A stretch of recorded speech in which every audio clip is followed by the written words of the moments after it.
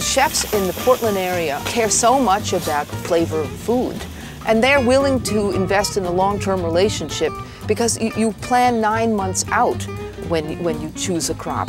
As a chef, these ingredients basically write the menu for me in many ways. And the framework of it all is that it's all incredible product, it's all locally grown, it's all minimally processed, and it tastes incredible. And there's some chefs that are really wonderful with meat, and then there are others where the vegetable is, you know, the primary ingredient, and then they use a little bit of meat around. And those are the people I love to work with because they, you know, they understand how good vegetables are.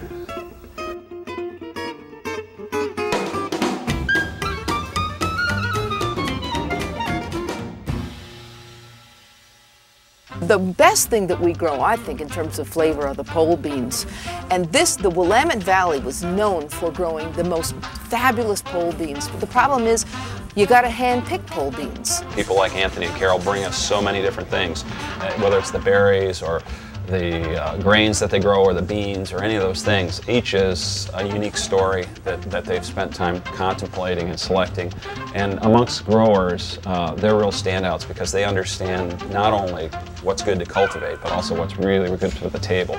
If you're going to grow something, you know, 25,000 acres of beans, you want them ripe at the same time on the same day. So you want them thick-skinned enough that they can sit in a truck 8 feet deep and the beans on the bottom won't suffer. Those qualities are not the qualities that we look for in what we grow. This is called rattlesnake, and it is the tenderest, most fragrant thing I have ever eaten in my life. They're very short season, but when they're good, they are perfect. Gotta try one of these, they're so good.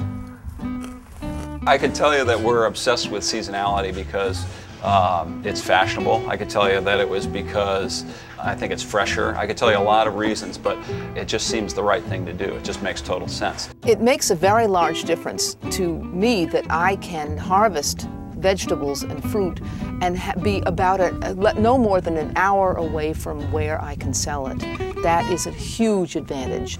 We're getting I hope a couple cases of melons, provided there were enough ripe ones, because they won't pick them if they're not perfect.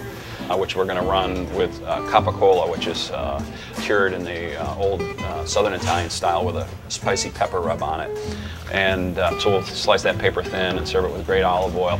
And we're also getting our first shipment of Triple Crown blackberries from Triple Crown's a great variety. They're plump, really full-flavored, deep, kind of almost earthy, but at the same time blackberry flavor. And she'll give me a heads up as to what's in our near future. In industrial growing, you grow a huge quantity and you see very little return. The crop is usually owned already by the bank, who tells you exactly what you can and can't do with it. They even tell you what your spray schedule is. The way we grow is an absolute total reverse. We work very hard to develop the idea of relaxed soil. And we need to be able to walk in a relaxed fashion too. Relaxed farmers, relaxed farm workers, relaxed soil, relaxed plants. Everything's got to be relaxed. Our workers get paid well, the soil is paid well, we do well, and the people we sell to are not getting ripped off either. When I think of Oregon, I think of the food community here. What really makes it all click are the people that are involved. The chefs aren't hiding in the kitchens, the farmers are right there at the market, fish has heads, you know, things like that. That seem very basic, but ultimately it allows us to interact with one another. And so the chefs work together, the farmers work together, we're all in it together. The Willamette Valley still has a good community of active and interested farmers. Not farmers who are waiting to sell their land to a developer, but farmers who intend to stay on the land and raise crops.